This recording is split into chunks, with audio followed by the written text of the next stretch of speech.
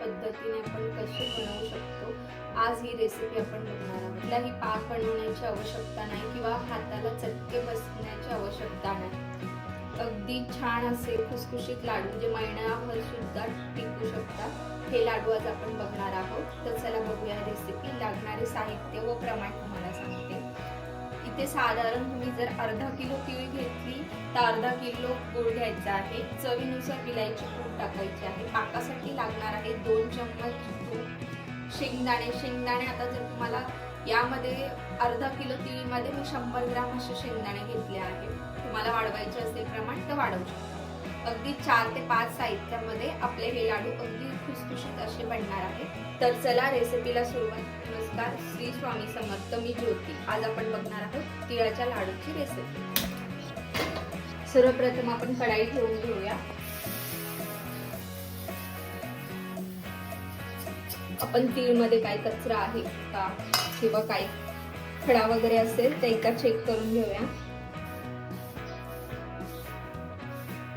आपली तीळ अगदी स्वच्छ आहे. कुठल्याही प्रकारचा खडा किंवा कुठल्याही प्रकारचा कचरा यात नाहीये. आता आपण ही तीळ छानपैकी भाजून घेऊया.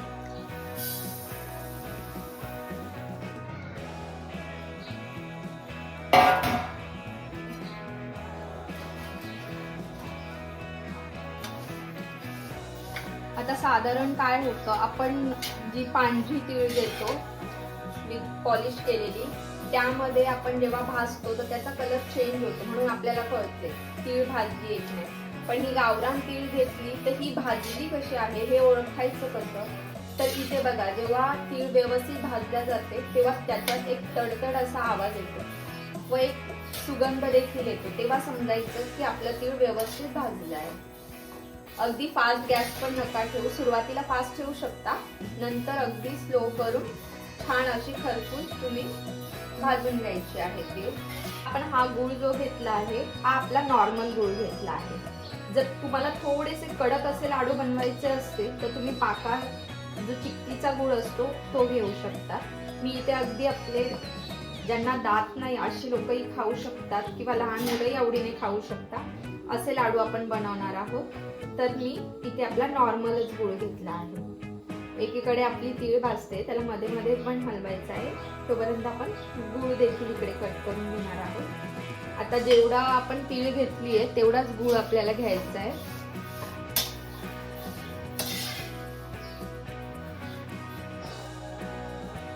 साधारण आपण तिळीचे लाडू संक्रांत आल्यावर तेव्हाच बनवतो, पण तिळीचे लाडू जर थंडीमध्ये तुम्ही 1 खाल्ला ना किंवा 2 खाल्ले ना तर अगदी पौष्टिक असतात.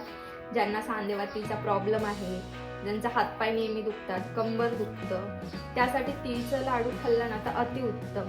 म्हणून फक्त संक्रांती निमित्त तिळाचा लाडू न बनवता तुम्ही थंडीत देखील खाऊ शकता. अगदी जास्तही खायचे नाहीये. एखादा लाडू किंवा 2 छोटे बनवले असेल तर आपला तडतड असा आवाज येतो आहे, म्हणजे आपली तीळ भाजली गेली आहे छान प्रकारे. अजून थोडा वेळ होऊन देते. आवाज बघा. आता इथे मी अजून एक टिप तुम्हाला सांगते. जेव्हा पण आपण तीळचे लाडू बनवतो तर प्रथम तुम्ही तीळ भाजून घ्या, त्यानंतर शेंगदाणे. कारण टेम्परेचर हे मेंटेन करून जर भाजलं तर तुमची तीळ करपणार नाही. आता शेंगदाणे भाजायला वेळ लागतो, मग कढाई तुमची जास्त गरम होईल. त्यामुळे काय होईल ना, नंतर जर तुम्ही तीळ भाजायला घेतले ना ती करपणार. त्यामुळे बारीक गॅसवर छान अशी तीळ भाजा आणि त्यानंतर शेंगदाणे भाजा. आणि दुसरी अजून एक टीप, जर तुम्ही जेव्हा पण विलायची पूड बनवता तर विलायची थोडीशी अशी भाजून घ्यावी, त्यानंतर त्यामध्ये साखर घालून मिक्सरला फिरून घ्यावी. विलायची पूड अगदी तुमची बारीक आणि छान मस्त अशी होईल. छान असा सुगंध देखील आपल्या तिळीचा येतोय. अगदी फास्ट गॅस देखील करू नका. तीळ जेव्हा तडतडते तर ती अंगावर उडण्याची देखील शक्यता असते, म्हणून मीडियम टू स्लो फ्लेमवरच तुम्ही भाजून. तीळ छान अशी भाजून झाली आहे. ती आता आपण परातीमध्ये काढून घेऊया. ही पंख्याखाली चांगली व्यवस्थित थंड करून घेऊया. आता त्याचप्रमाणे आपण शेंगदाणे देखील भाजून घेणार आहोत. खरपूस असे शेंगदाणे आपले भाजत आले आहे. आता इथे मी तुम्हाला विलायची पूड नाही दाखवत आहे कारण मी ऑलरेडी बनवली आहे. थंड करून घेऊया. आता आपल्या एकीकडे तिळही थंड झाले आहे. शेंगदाण्यांचं साल देखील मी काढून घेतले आहे. गुळही कापून झाला आहे.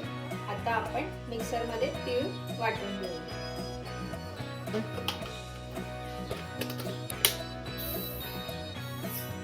आता आपण तीळ मिक्सरमध्ये घालून घेऊया. आता तीळ जेव्हा आपण वाटणार आहोत तेव्हा बंद चालू करून तुम्हाला तीळ वाटायचे आहे. अगदी वाटत गेलात एका स्पीडवर तर त्याच्यातून तेल पण येईल. त्यामुळे बंद चालू करून आपल्याला वाटायचं आहे. का वाटू अगदी बारीक असं आपली तीळ झाली आहे. थोडेसे असे त्यात अख्खेही राहून द्यायचे आहे म्हणजे ते लाडू खाताना तेही छान लागते. वितळून घ्यायचं आहे गूळ कारण आपले लाडू आपल्याला खुसखुशीत बनवायचे. पाक बनवायला गेलो तर आपले लाडू कडक होते. कढाई ही आपली गरम करून घ्यायची आहे. नुसती तिळीचा कूटच बनवून घेतला आहे तरी आपल्या घरात घमघमाट सुटला आहे. आपले लाडू अगदी छान बनणार आहे. आपली कढाई गरम झाली आहे. यात आपण थोडेसे तूप घालून घेऊया. अगदी 1.5 ते 2 चम्मच, जास्त नाही घालायचं. गुळ आता आपण घालून घेऊया. ह्या गुळ फक्त आपल्याला वितळून घ्यायचा आहे. कुठेही पाक करायचा नाहीये. तुम्ही माझ्या शॉर्ट व्हिडिओला खूप प्रेम देतात त्याबद्दल सगळ्यांचे खूप मनापासून धन्यवाद. त्याचप्रमाणे माझ्या लॉंग व्हिडिओला देखील द्या. लॉंग व्हिडिओमध्ये देखील तुम्हाला डिटेल्समध्ये व्हिडिओ बघता येतो.